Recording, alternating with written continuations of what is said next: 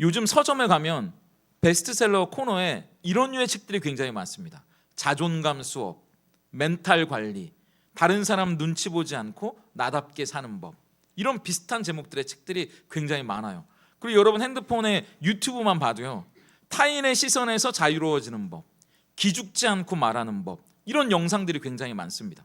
이런 책들이나 영상들을 사람들이 많이 찾는 건 역설적이게도 우리가 그만큼 다른 사람들의 시선이나 평가에 집착하고 있다는 증거고, 또 그만큼 사람들의 인정에 목말라하고 있다는 증거이기도 합니다. 여러분들은 어떠신가요? 다른 사람들이 나를 어떻게 보는지, 다른 사람들의 시선이 신경 쓰이지 않으세요? 모두가 쳐다보는 자리에 있기 때문에 저도 비슷합니다. 다른 사람의 이야기를 할 것도 없이 목회자인 저도 누구보다 사람들의 시선이나 평가나 인정에 제 마음이 흔들리고 좌우될 때가 참 많거든요. 그래서 어쩔 때는 주일 예배를 마치고 집으로 돌아가면서 제 마음속에 가장 먼저 드는 생각이, 오늘 하나님이 기뻐하셨을까? 나도 참 예배 가운데 은혜가 되고 행복했다. 이런 생각이 돼야 되는데, 어쩔 때는 오늘 설교 괜찮았나?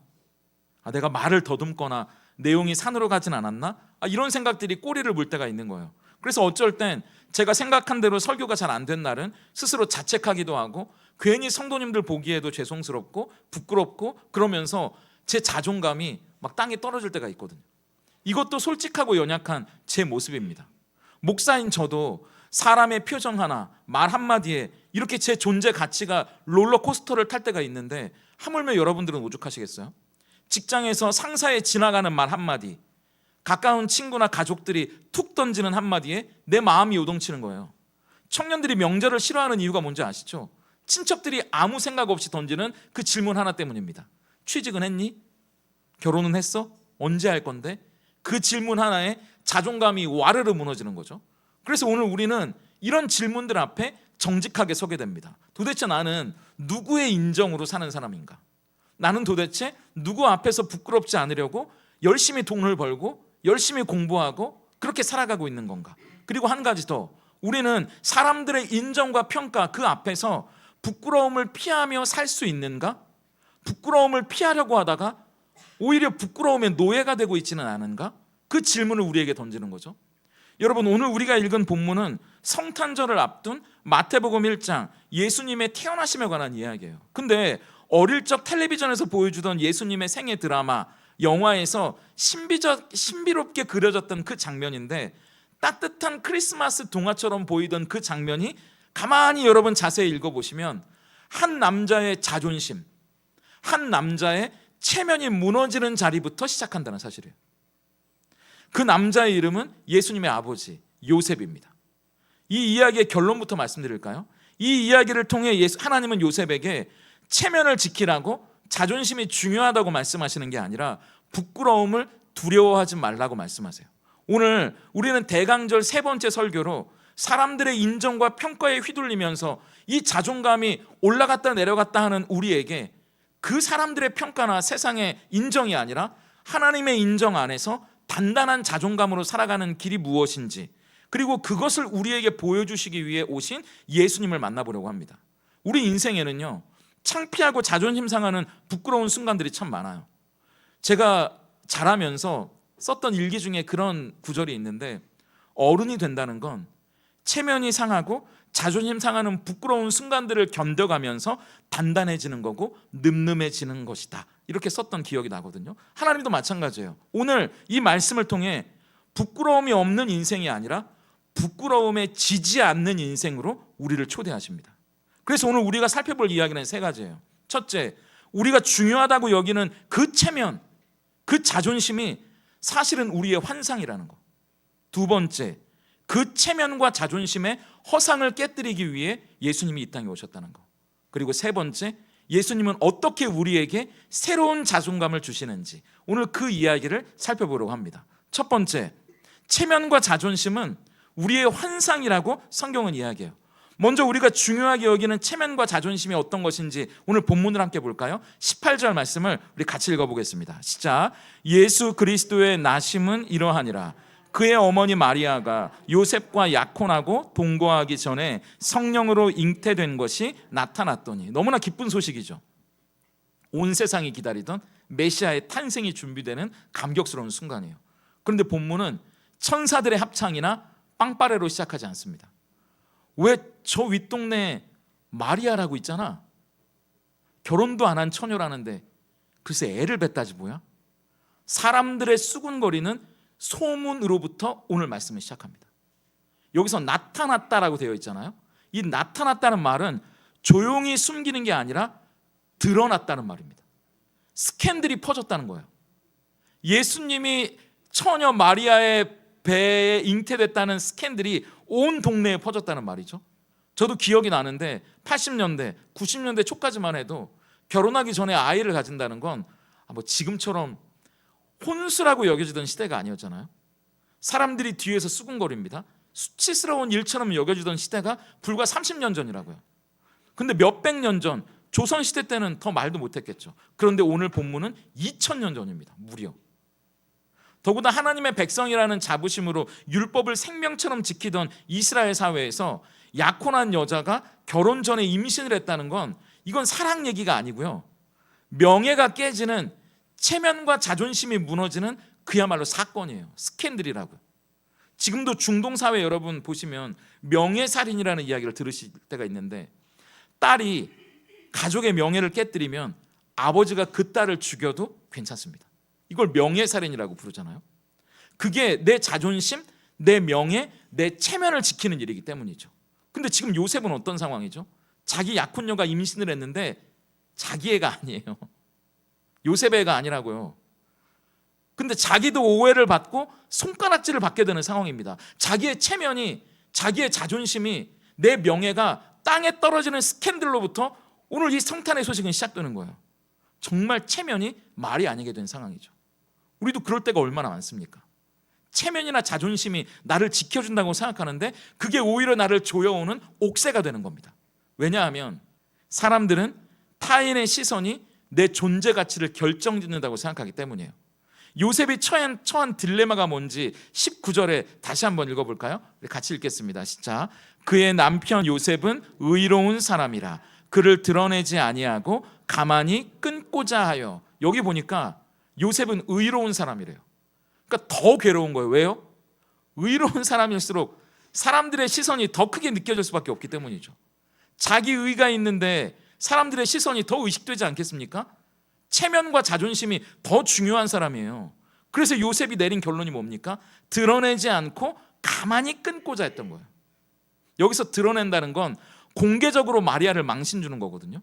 도대체 누구 애냐고. 신랑인 나를 두고 나를 이렇게나 욕보일 수 있냐고. 그럴 거면 약혼을 하지 말던가. 왜 공연히 내 입장까지 난처하게 만드느냐고 요셉이 화를 낼 수도 있는 상황이었어요. 근데 요셉은 그렇게까지는 하고 싶지 않았던 거죠. 그래도 내 약혼녀였으니까. 근데 동시에 내 체면도 지키고 싶은 겁니다. 내 자존심도 지키고 싶은 거예요, 요셉은. 그래서 조용히 정리하라고 하는 거죠. 이게 우리 모습 아닌가요? 교회 안에서는 신앙을 이야기하고 믿음으로 뭐든 이겨낼 수 있을 것 같지만 교회 밖에선 내 체면이 더 중요한 거예요. 내 자존심이요, 신앙보다 더 중요합니다. 우리는 솔직히 말해서. 그러니까 마음으로는 용서하고 싶은데 사람들 앞에서 얕잡아 보일까 봐 용기를 잘 못 내는 거예요. 하나님 앞에선 겸손을 말하지만 직장에서는 내가 누군데 네가 날 무시해? 내 자존심이 먼저 튀어나오는 겁니다. 그래서 어떤 강의에서 이런 이야기를 하더라고요. 체면은 타인의 시선으로 만들어진 가면이다. 내가 쓰고 있는 가면이긴 한데 이 가면을 만든 건 다른 사람들의 시선이라는 거예요. 그래서 어빙 고프먼이라는 사회 심리학자가 있는데 이 사람이 쓴 자아 연출의 심리학이라는 책이 있거든요. 근데 거기에 보면 우리의 삶을 두 개의 무대로 설명하더라고요. 하나는 다른 사람들 앞에서 살아가는 앞무대입니다. 이 앞무대에서는 자기 역할에 따라 행동해요. 그래서 자기를 드러내는 거죠. 그래서 이 앞무대에서는 목사라는 역할, 아버지라는 역할, 뭐 직장에서 대리라는 역할로 이제 우리는 그 무대를 살아갑니다. 근데 우리에게는 앞에 있는 무대만이 아니라 뒷무대도 있다는 거예요. 근데 이 뒷무대는 앞무대의 역할에서 벗어나서 이제 나로 살아가는 공간입니다. 그러니까 이게 앞무대를 준비하는 순간일 수도 있고 아니면 앞무대를 열심히 살다가 퇴근해서 이제 뒷무대에서 긴장을 푸는 순간일 수도 있죠. 근데 우리는 앞무대에서는 관객들이 기대하는 모습에 맞춰서 연기를 합니다. 친절한 척, 유능한 척, 행복한 척, 믿음 좋은 척. 근데 무대 뒤로 돌아오면 이제 화장을 지우고 가면을 벗고 지쳐서 쓰러져 자거든요. 제가 무대 앞과 무대 뒤가 다르다는 이야기를 하는 게 아니라, 문제는요, 우리가 이 연극을 너무 오래 하다 보니까 연기하는 내가 진짜 나라고 착각한다는 거예요. 화장이 덕지덕지 붙여 있고 가면을 몇십 개 쓰고 있는 내가 진짜 나라고 착각한다는 겁니다. 난 뒤에 무대, 그 앞에 있는 무대가 끝나고 난 뒤에 뒷무대에 살아가는 내가 진짜 나인데도 말이죠.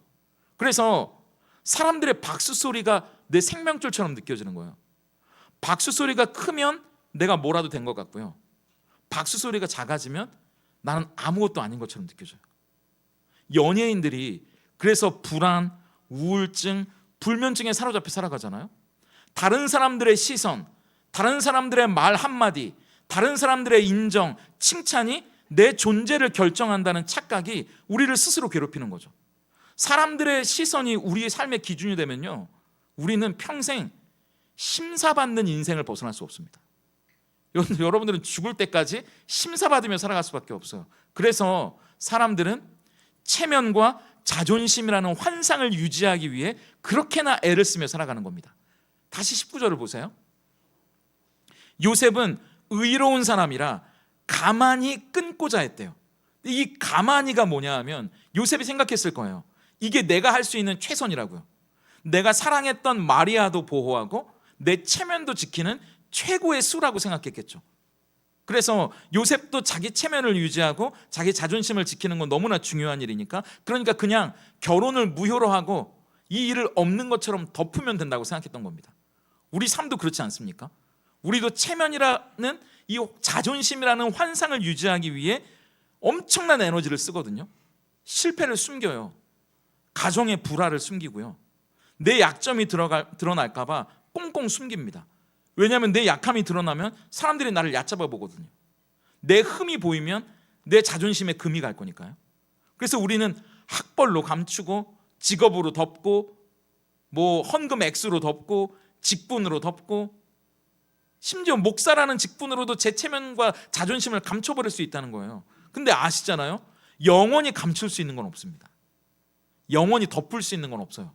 그래서 세 번째, 우리 힘으로는 체면과 자존심을 지킬 수 없다는 걸 우린 인정해야 돼요. 20절이 어떻게 시작되는지 시작만 한번 읽어볼까요? 함께 읽습니다. 시작. 이 일을 생각할 때, 요셉이 의로운 사람이라 가만히 없던 일로 하려고 이 일을 생각할 때로 20절을 시작하는데, 여기서 생각할 때라는 말은 헬라어로 단순히 생각만 한다는 뜻이 아니에요. 몇 날 며칠을 괴로워하면서 심사숙고했다는 말입니다. 요셉이 얼마나 괴로워하면서 최선의 선택을 내리기 위해 고민했겠어요. 그리고 내린 결정이 가만히 끊고자 했다는 거죠. 근데 생각해 보세요. 결혼을 무효로 하고 이 일을 없는 것처럼 덮는다고 해서 문제가 사라집니까? 마리아의 배는 불러올 거예요. 아이는 태어날 겁니다. 아무리 없는 것처럼 덮는다고 해도 마리아는 이제 평생 미혼모로 손가락질 받으며 살아가야 되는 거예요. 요셉도 의로운 사람이라면서요. 내가 그 여자를 버렸다는 양심의 가책으로 평생 힘들어하면서 살아가야 됩니다. 내 힘으로는 체면을 지킬 수도 없고요, 자존심을 지킬 수 없어요. 여러분 아무리 노력해본들 여러분의 체면과 자존심을 여러분들은 절대 지킬 수 없습니다. 제가 대학교 때 심리학 수업을 듣는데 교수님이 했던 말 중에 기억나는 문장이 있거든요. 이렇게 이야기하시는 거예요. 여러분, 자존심 너무 부리며 살지 마세요. 여러분은 자존심이 자기를 지켜줄 거라고 생각하죠. 그렇기 때문에 자존심이라는 갑옷을 입고 세상의 전쟁터에 나가지만 사실 그 자존심은 유리로 만들어진 갑옷입니다. 이렇게 이야기하시는 거예요. 제가 그 이야기를 듣고 망치로 머리를 한 대 얻어맞은 것 같았거든요. 겉으로는 반짝반짝거리고 뭔가 있어 보이죠. 유리로 만든 그 자존심이라는 갑옷이. 근데 너무 아슬아슬하지 않아요? 조금만 부딪혀도 금이 가요. 나는 그걸 나를 보호해줄 갑옷이라고 여기고 그 유리로 만들어진 자존심이라는 갑옷을 입고 세상에 나가는데 조금만 부딪혀도 금이 가고요, 살짝만 누가 말로 찔러도 깨진다고요. 근데 더 안타까운 건 뭔지 아세요? 그 자존심이라는 갑옷이 유리로 만들어져 있기 때문에 그게 깨지는 순간 그건 나를 지켜주는 갑옷이 아니라 나를 찌르는 유리 파편이 된다는 이야기입니다. 나를 지켜줄 거라고 생각했던 그 체면, 그 자존심이 깨지는 순간 그건 나를 가장 고통스럽게 하는 상처가 된다는 거예요. 자기와 마리아의 체면을 지키려는 이 요셉의 선택도 무용지물이에요. 배는 불러온다니까요. 아이는 태어나요. 마리아는 평생을 손가락질 받으며 살아갈 수밖에 없습니다. 아무리 밤잠을 설치며 고민하고 생각해 본들 답은 없어요. 우리가 아무리 자존심과 체면을 지키려고 노력한들 우린 그걸 해결할 수 없습니다. 그렇다면 요셉은 어디로 가야 되는 거죠? 우리는 어디로 가야 되는 거죠? 우리의 체면과 자존심이 환상이고 그 환상을 붙들면 붙들수록 우리가 더 불안해질 수밖에 없고 두려워질 수밖에 없다면 이제 요셉은 어떻게 해야 되는 거죠? 그리고 우리는 어떻게 해야 되는 거죠? 여기서 끝나면 남는 건 상처밖에 없고 절망일 수밖에 없지만 바로 그 자리에서 그렇기 때문에 성탄의 기쁜 소식이 들려오는 겁니다. 하나님은 우리에게 세상의 박수와 인정, 칭찬 앞에서 우리의 체면을 세워주겠다고 말씀하시지 않아요. 세상의 박수가 줄어들고 아무도 날 인정해주지 않아도 누군가 나에게 말로 찔러대도 절대 깨질 염려가 없는 튼튼한 갑옷을 주시기 위해 당신의 아들 예수님이 이 땅에 오셨다고, 사람들의 시선의 감옥에 갇혀있는 우리에게 인정과 칭찬이라는 감옥 안에서 그렇게 힘들어하는 우리에게 그 감옥의 문을 열어주시기 위해 예수님이 2000년 전 우리에게 오셨다고 말씀하시는 거예요. 그래서 우리가 기억해야 할 건 이 체면과 자존심의 환상을 깨기 위해 예수님이 오셨다는 사실입니다. 그래서 오늘 마태복음 1장 이 성탄 이야기의 핵심은요, 예수님이 오셨다가 아니에요. 적어도 이 마태복음 본문 안에서는 예수님이 어떤 방식으로 오셨느냐가 핵심입니다. 하나님은 이 아들을 세상에 보내실 때 체면을 차리고 자존심을 세워주는 모습으로 보내지 않으셨어요. 아까 얘기했잖아요. 태어나기 전부터 사람들의 박수나 인정과 칭찬이 아니라 사람들의 수군거림 속에 예수님이 오셨다고 말씀하시거든요. 그때 천사가 요셉에게 뭐라고 이야기하는지 20절 말씀을 같이 읽어볼까요? 함께 읽습니다. 시작. 이 일을 생각할 때 주의 사자가 현몽하여 이르되 다윗의 자손 요셉아, 내 아내 마리아 데려오기를 무서워하지 말라. 그에게 잉태된 자는 성령으로 된 것이라. 여기서 두려워하지 말라는 말은 단순히 걱정하지 말라는 말이 아닙니다. 여러분, 지금 요셉이 두려워하는 게 뭐겠어요? 수치예요, 수치.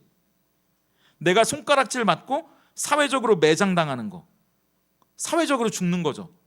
몸이 죽는 게 아니라 남자에게 이 체면, 자존심이 떨어진다는 건 진짜 그야말로 죽는 것과 똑같거든요. 근데 천사는 말하는 거예요. 그 두려움에서 빠져나오라고요. 그 두려움의 감옥에서 그 감옥문을 열고 나오라고 이야기합니다. 그 체면과 자존심이라는 환상에서 그게 너를 두렵게 한다면 거기서 나오라고 말씀하시는 거예요. 예수님이 이 땅에 오신 소식이 우리를 그 감옥으로부터 나오게 할 거라고 말씀하시는 겁니다. 여러분, 성탄이 우리에게 기쁜 소식은요, 그냥 죄에서 우리를 구원하셨다, 이 죄라는 추상적인 개념이 아니라 오늘은 이 이야기를 하고 싶은 거예요. 여러분들이 두려워하는 세상의 수치, 우리를 힘들게 하는 그 체면과 자존심의 감옥에서 우리를 꺼내시는 하나님의 구출 작전이라는 이야기입니다. 그래서 예수님은 우리의 체면과 자존심을 내려놓을 자유와 용기를 주세요. 명예를 포기하고 수치를 감수할 수 있는 자유를 주신다는 겁니다. 천사가 요셉에게 한 이야기의 핵심이 뭐예요? 내 아이가 아닌, 네 아이가 아닌 애를, 임신한 그 약혼녀를 아내로 받아들이라는 거예요. 이건 사회적으로 보면 네 체면과 자존심을 다 내려놓고 가장 수치스럽고 힘든 선택을 하라는 이야기입니다. 요셉이 마리아와 결혼하면 여러분, 마을 사람들이 뭐라고 했겠어요? 여러분이 마을 사람이라면 두 가지입니다. 요셉이 마리아를 임신시킨 거구나. 그래서 서둘러 결혼하는 거구나. 마리아가 오히려 불쌍하네. 우린 그것도 모르고 마리아 욕만 했지. 이 요셉이 문제였네. 요셉이 욕을 먹는 거예요, 그러면. 아니면요, 그게 아니라면 또 하나, 저 여자 뱃속의 애가 요셉 애가 아니면 누군지도 모르고 누구 애인지도 모르고 데려오다니 참 저 요셉은 줏대도 없는 녀석이야. 이런 비아냥을 평생 듣고 살아야 되는 겁니다. 여러분 두렵지 않으세요? 그게 요셉의 두려움이었다는 거예요. 근데 하나님은 오늘 요셉에게 너의 체면, 너의 자존심을 포기하라고 말씀하시는 거예요. 왜냐하면 그게 바로 예수님이 우리에게 보여주신 성탄의 의미고 십자가의 방법이기 때문입니다. 우리 빌립보서 2장 6절부터 8절까지 말씀을 같이 읽어볼까요? 함께 읽습니다. 시작. 그는 근본 하나님의 본체시나 하나님과 동등됨을 취할 것으로 여기지 아니하시고 오히려 자기를 비워 종의 형체를 가지사 사람들과 같이 되셨고 모양으로 나타나사 자기를 낮추시고 죽기까지 복종하셨으니 곧 십자가에 죽으심이라. 여기 보면 자기를 비워 이렇게 되어 있는데요, 이 자기를 비웠다는 말이 헬라어로 케노시스라는 말입니다. 이건 예수님이 우리가 기억해야 할 것은 하나님이시기를 포기했다는 뜻이 아니에요. 여러분들이 이해해야 할 건 예수님은 여전히 하나님이십니다. 근데 하나님으로서 누릴 수 있는 특권을 내려놓으셨다는 거예요. 하나님이란 건 변함이 없어요. 그 특권을 내려놓고 종의 자리로 가셨어요. 왜냐하면 저와 여러분을 살리기 위해서. 그래서 그 특권을 내려놓는 걸 우리는 상상할 수 없는 사랑이라고 말하잖아요. 그 사랑 때문에 우리가 살아난 거고요. 근데 여러분 생각해 보세요. 그 특권을 내려놓는다고 예수님이 하나님이 아니신가요? 아니잖아요. 예수님은 여전히 하나님이시라고요. 세상 사람들이 수군거리면서 저거 아버지가 누군지도 모르는 사생아라고 손가락질하는데 예수님은 그렇다고 가치 없는 인생이 되는 건가요? 아니잖아요. 예수님은 여전히 하나님이시라고요. 하나님으로서 누릴 수 있는 특권만 내려놓으신 거예요. 세상의 인정과 박수, 세상의 환호 속에 오실 수 있었지만 그걸 내려놓으신 거라고요. 세상이 뭐라고 말하든 예수님은 하나님이세요. 그게 어디에 나오죠? 마태복음 3장 17절 말씀이에요. 우리 같이 한번 읽어볼까요? 함께 읽습니다. 요단강에서 세례를 받으실 때 하늘에서 이런 소리가 들려오죠. 함께 읽습니다. 시작. 하늘로부터 소리가 있어 말씀하시되 이는 내 사랑하는 아들이요 내 기뻐하는 자라 하시니라.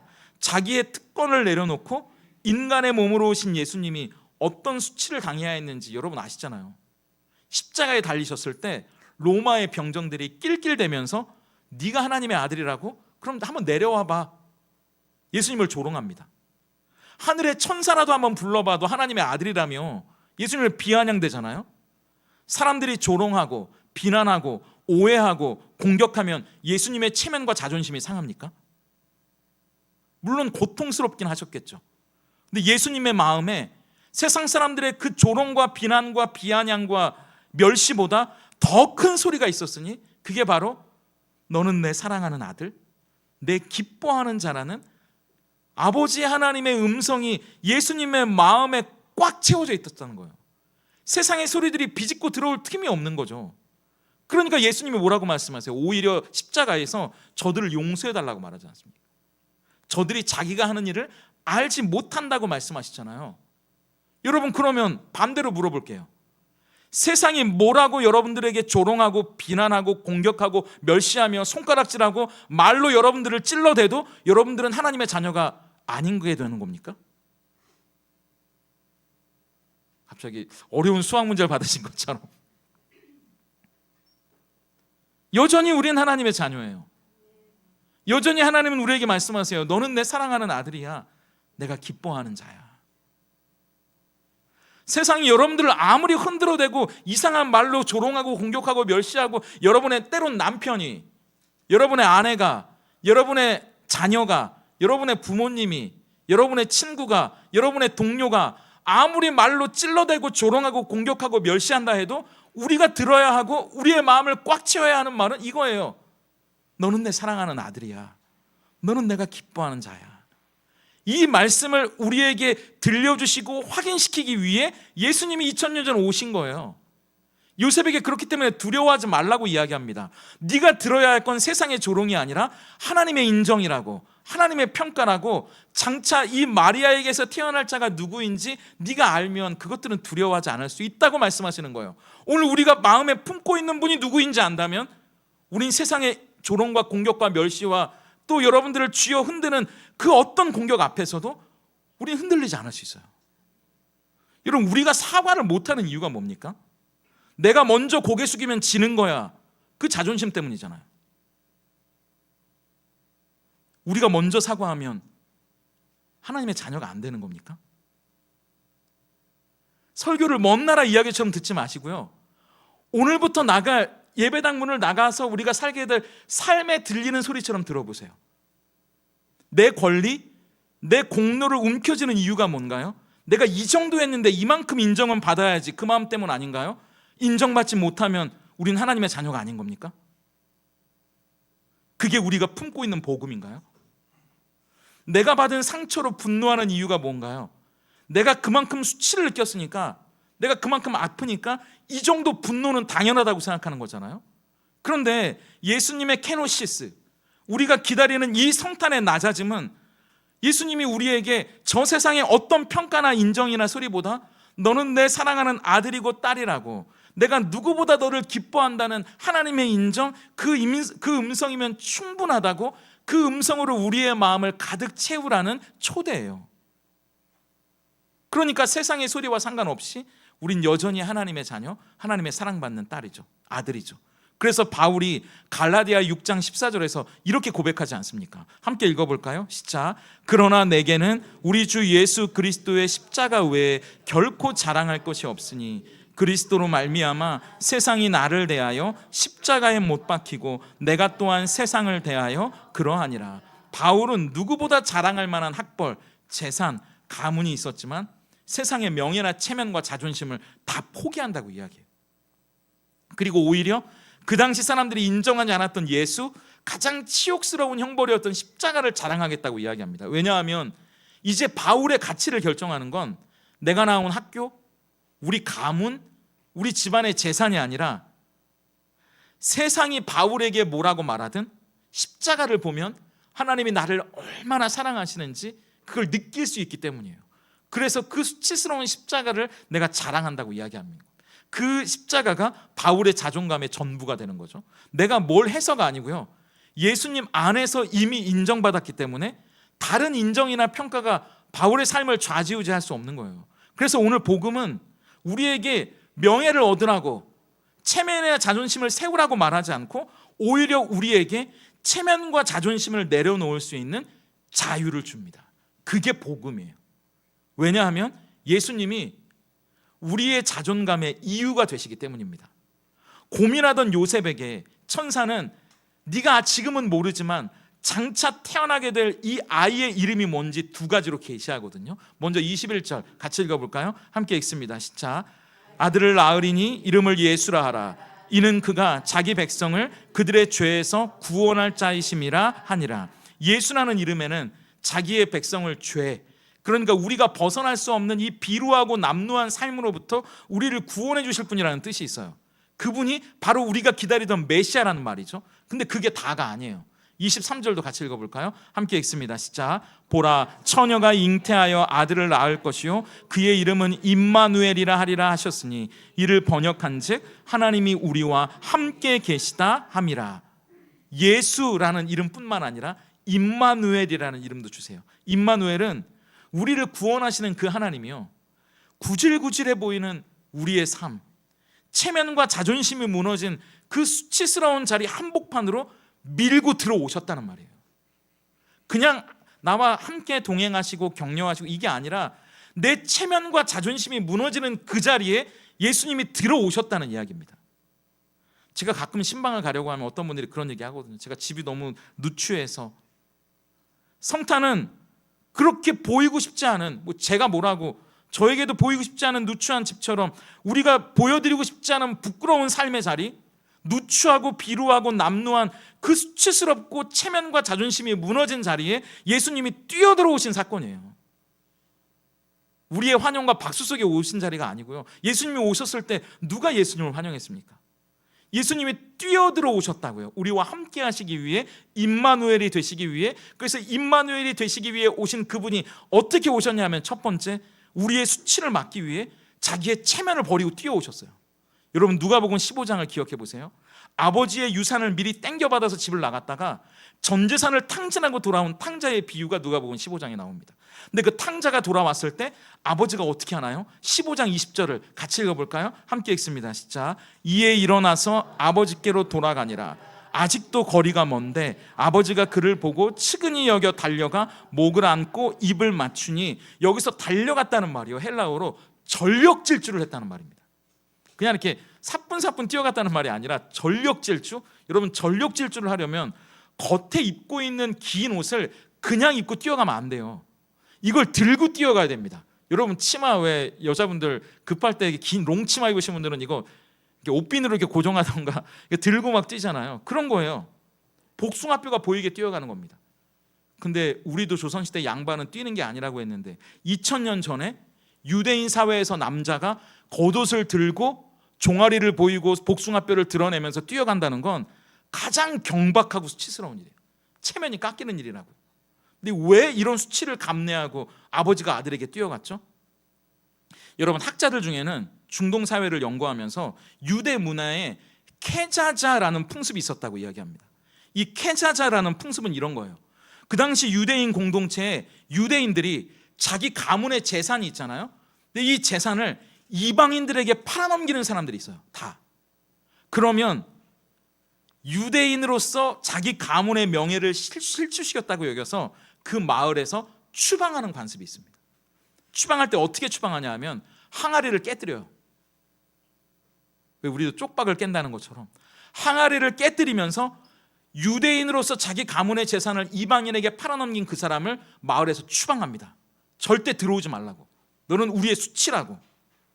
그러니까 아버지가 왜 겉옷을 들쳐 입고 복숭아뼈가 보일 정도로 미친 듯이 달려 뛰어가냐면 아들이 그런 수모를 당할까 봐, 그걸 당하기 전에 아들을 막기 위해 뛰어가는 거죠. 그래서 미친 듯이 달려가서 아들을 감싸 안는 거예요. 아들이 받아야 할 비난이나 돌팔매질을 막기 위해 자기 체면도 다 내던진 채 캐자자를 당하지 않기 위해 겉옷을 들쳐 입고 전력 질주를 하는 겁니다. 우리 예수님이 이 땅에 오신 성탄절도 그런 날이에요. 우리의 인생으로 돌진해 오셨다고요. 그냥 오신 게 아니라고요. 우리의 체면과 자존심이 무너지는 그 수치의 십자가를 대신 지시기 위해 하나님으로서 모든 특권을 버리고 겉옷을 들고 종아리와 복숭아뼈가 보이면서까지 십자가에 오르시며 아무런 옷도 입지 않으신 가장 수치스러운 모습으로 우리가 당할 수치를 대신 지기 위해 우리의 인생으로 뛰어들어 오신 게 예수님의 임마누엘이라고요. 그렇게 달려오신 예수님이 행하시는 일이 뭡니까? 우리의 수치는 그분이 가져가시고요, 그분의 의는 우리에게 주세요. 예수님이 우리에게 찾아오셔서 2000년 전 나병 환자를 고치시는 장면이 마가복음 1장 41절에 나오거든요. 그렇게 이 땅으로 달려오신 예수님이 어떤 일들을 행하시는지 보세요. 우리 마가복음 말씀을 같이 읽겠습니다. 시작. 예수께서 불쌍히 여기사 손을 내밀어 그에게 대시며 이르시되 내가 원하노니 깨끗함을 받으라 하시니. 여러분, 그 당시 문둥병, 나병 환자는요, 지금도 그렇지만 접촉이 금지되어 있어요. 절대 손을 대면 안 돼요. 그 이유는 우리 모세 율법에 그를 만지면 만진 그 사람도 부정해진다고 이야기하기 때문입니다. 문둥병자, 나병 환자는 성전에 나가서 예배도 못 드려요. 부정한 자이기 때문에. 근데 그를 만지면, 그와 살짝이라도 닿으면 그 사람도 부정한 자가 돼서 예배 못 갑니다. 근데 여러분, 우리가 알다시피 예수님은 손을 대지 않아도 말씀으로만 고칠 수 있잖아요. 여기 동탄에서 나으라 얘기하면, 지금 우리 백혜선 장로님 정선에 계신데 정선에 있는 사람도 낫는다고요. 안성에 있는 우주도 낫는다고요. 우주도 빨리 나았으면 좋겠네요. 근데 왜 굳이 손을 대지 않아도 말로만 나게 하실 수 있는 그 예수님이 왜 굳이 절대 건드리고 만져서는 안 되는 나병 환자를 만지셨냐고요. 이 나병은 어떤 병인가요? 단순히 병든 게 아니고요, 사회적으로 죽은 사람이에요. 가족과 격리됩니다. 공동체에서 추방되고요, 사람들이 피하는 존재예요. 가장 수치스러운 인생이라고요. 근데 예수님이 그를 만지세요. 근데 원래대로라면 예수님이 부정해져야 되죠. 근데 놀라운 일이 일어납니다. 예수님이 부정해지신 게 아니라 나병 환자가 깨끗해졌어요. 전혀 예상하지 못했던 일이 일어났어요. 이게 위대한 교환입니다. 우리의 수치, 우리의 잘못, 우리의 연약함, 우리의 허물은 그분이 가져가시고요, 그분 안에 있는 평안, 기쁨, 사랑, 행복을 우리에게 주시는 거예요.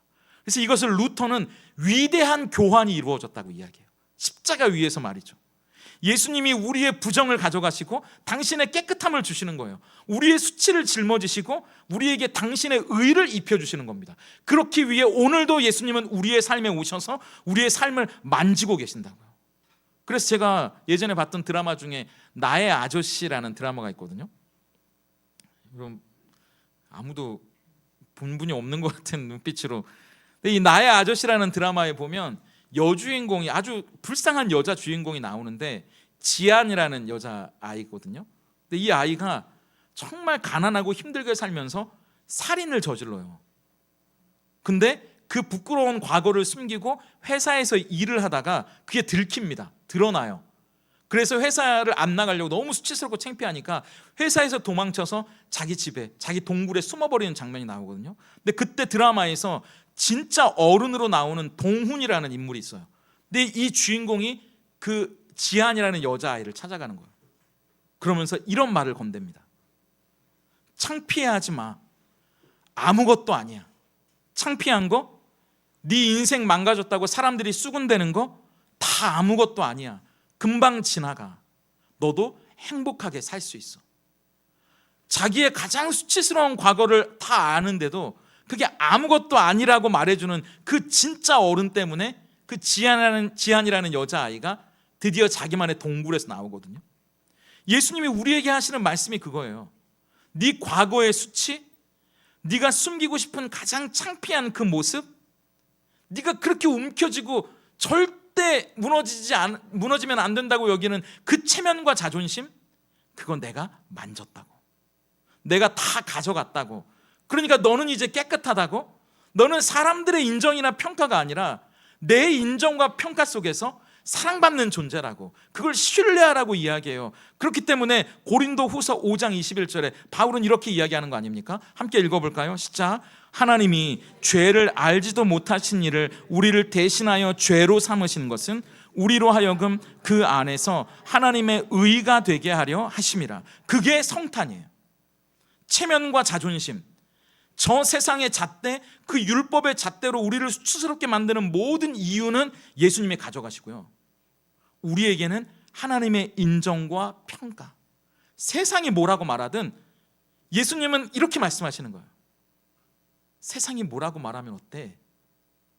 나는 네가 참 좋은데, 나는 널 정말 사랑하는데, 너는 내 최고의 보물이야. 누가 너를 쓰레기라고 말해, 누가 너를 아무것도 아닌 존재라고 말해, 너는 내 가장 최고의 보물이야. 그 말씀을 하시기 위해 오늘도 우리의 삶을 만지시는 거예요. 우리의 모든 수치와 창피와 모욕과 조롱은 그분이 다 가져가시고 말이죠. 그 지저분하고 냄새나는 우리의 삶에 그분이 손을 대셔서 위대한 교환을 이루셨다는 사실을 믿으실 수 있기를 바랍니다. 그렇다면 이제 세 번째, 우리가 살아가야 할 삶이 있어요. 성탄의 기쁨을 노래하고 춤추는 것으로 끝나는 것이 아니라 이 성탄이 왜 우리에게 주어졌는지 그 의미 속에서 살아가야 할 삶이 있는데, 히브리서 13장 12절과 13절에서 이제 우리가 어떤 삶을 살아가야 하는지 하나님은 우리에게 말씀해 주십니다. 같이 읽어볼까요? 시작. 그러므로 예수도 자기 피로써 백성을 거룩하게 하려고 성문 밖에서 고난을 받으셨느니라. 그런즉 우리도 그의 치욕을 짊어지고 영문 밖으로 그에게 나아가자. 여러분, 그 당시 성문 안은요, 유대인들이 사는 곳이에요. 우리는 하나님의 백성인데, 나는 율법도 잘 지키는데, 그러니까 스스로 안전하다고 여기고 명예롭다고 여기고 체면과 자존심을 지킨다고 생각하는 주류 사회가 성문 안의 세상이라고요. 성문 밖은요, 이방인들이 사는 곳이에요. 소외된 사람들, 체면과 자존심이 무너져서 성문 밖으로 쫓겨난 사람들, 비주류의 사람들이 살아가는 곳이거든요. 근데 거룩하신 하나님의 아들이 우리 대신 수치의 십자가를 지고 성문 밖으로 쫓겨나셨답니다. 그래서 예수님이 돌아가신 그 골고다의 언덕은 예루살렘 성문 밖에 있어요.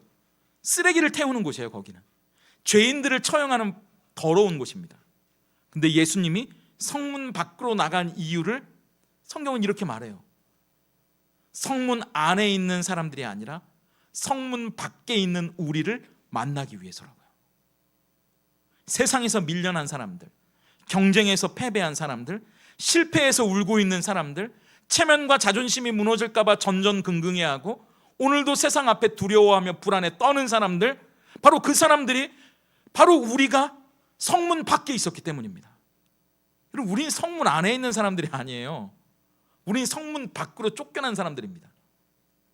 예수님은 그렇게 체면과 자존심이 무너진 수치의 십자가를 지고 성문 밖으로 쫓겨나셔서 세상의 성문 밖으로 쫓겨나 있는 우리들의 친구가 되셨습니다. 그리고 여러분, 우리가 이제 내일부터도 아니죠. 오늘부터 살아가게 될 세상은요, 끊임없이 우리를 성문 안으로 들어오라고 유혹합니다. 그거 아세요? 우리를 성문 안으로 들어오라고 유혹해요. 그래서 그 성문 안에서 우리는 성문 안에 화려한 삶을 동경하거든요. 멋지게 사는 삶이 성문 안에 있거든요. 우리도 성문 안으로 들어가고 싶은 거예요. 근데 그 성문 안으로 들어가잖아요. 그러면 성문 안에서는 이제 또다시 성공해서 체면을 세우라고 이야기합니다. 그게 성문 안의 세상의 법칙이니까요. 1등해서 자존감을 높이라고 이야기합니다. 돈을 많이 벌어서 아무도 나를 무시하지 못하게 하라고 이야기합니다. 이제 좀 사람 대접받고 살라고 좋은 직장에 들어가서 아무도 나를 무시하지 못하도록 어깨 펴고 살라고 이야기해요. 그게 성문 안의 세상이니까요. 하지만 성경은 우리에게 이렇게 도전해요. 예수님의 치욕을 우리도 짊어지고 성문 안으로 다시 들어가는 게 아니라 저 성문 밖으로 그에게로, 예수께로 나아가자고요. 예수님 안 계신 성문 안으로 들어가는 삶을 살기 위해 자꾸 그 성문 안으로 머리를 들이밀지 마세요. 세상은 우리를 끼워줄 것처럼 하면서 우리를 성문 안으로 유혹할 거예요. 오늘 저녁부터, 예배당 문을 나서는 순간부터. 아니에요. 우리가 살아갈 세상은 저 성문 안에 예수님이 계시지 않는 좁고 답답한 이전과 똑같은 삶이 아니라 이제 이 예배를 끝내고 우리가 살아가는 삶은 성문 밖에 더 넓은 세상에 펼쳐져 있습니다. 더 멋진 삶이 우리를 기다리고 있어요. 물론 그 삶은 모험이지만 예수님과 함께하는 모험이기 때문에 우리가 해볼 만한 모험이에요. 세상의 인정이라는 가짜 금메달을 목에 걸려고 애쓰지 마세요. 이미 예수님께서 십자가를 지시고 여러분의 목에, 저의 목에 가장 빛나는 부활의 금메달을 걸어주셨습니다. 그걸 여러분 믿으세요. 우리의 자존감은 다른 사람이 나를 어떻게 보느냐, 나에게 뭐라고 말하냐가 아니라 십자가에서 주님이 우리를 어떻게 바라보셨느냐에 따라 달려 있습니다. 나를 위해 기꺼이 발가벗겨지고 십자가에서 모든 걸 내어주신 예수님의 사랑이 얼마나 큰지 아는 사람은 더 이상 세상의 인정과 평가에 목말라 하지 않아요. 누가 나를 무시해도 웃을 수 있어요. 언제까지 여러분 세상에 건네는 한마디에 와르르 무너지는 인생을 사시겠습니까? 그렇게 한마디가 들려올 때 이야기하세요. 픽 웃으시면 돼요. 내가 얼마나 대단한 사람인지 몰라서 그렇지, 나는 우주의 왕이, 온 세상의 하나님이 목숨 걸고 사랑한 사람이야. 당신이 나를 뭐라고 이야기한들, 뭐라고 손가락질한들, 나는 하나님이 사랑하신 사람, 예수님이 목숨 걸고 사랑하는 존재가 나야. 그 배짱을 우리는 담대함이라고 부릅니다. 이제 그만 여러분들이 어떻게든 세워볼 수 있을 거라고 착각하는 그 자존심과 체면을 내려놓으세요. 사람들이 나를 어떻게 볼까? 그 두려움과 시선의 감옥으로부터 걸어 나오세요. 요셉이 사람들의 수군거림을 뒤로하고 마리아를 데리고 나왔듯이 우리도 세상의 평가와 인정을 뒤로하고 예수님의 손을 잡으세요. 오늘 이 성탄의 소식 앞에 우리의 자존심을 십자가 앞에 내려놓는 겁니다. 그게 죽어야 우리가 살아요. 이번 한 주간 세상이 우리를 줄에 매고 움직이는 꼭두각시 인형처럼 사는 것이 아니라 예수님이 당신의 목숨을 주고 산 보물과도 같은 자녀라는 이 자존감을 가지고 세상의 평가에, 세상의 인정에, 세상의 말 한마디에 당당히 맞서는 저와 여러분이 될 수 있기를 소망합니다. 부끄러움을 두려워하지 마세요. 시선의 감옥으로부터 나오세요. 세상이 만들어온 그 허상에서부터 나오세요. 그리고 예수님이 계시는 저 성문 밖에 위대한 모험을 하시자고요. 세상이 아무리 성문 안으로 들어오려고 유혹해도 성문 안으로 들어가는 삶이 아니라 이 성탄절을 앞두고 있는 우리는 이제 이 성탄의 소식으로 시작된 이 성문 밖에 놀랍고도 멋진 우리를 기다리고 있는 이 위대한 모험 앞에 예수님이 사랑하는 아들, 사랑하는 딸, 하나님이 기뻐하시는 그 인생을 살아갈 수 있는 저와 여러분, 그 놀라운 자유를 누리는 우리 모두가 될 수 있기를 예수님의 이름으로 축복합니다.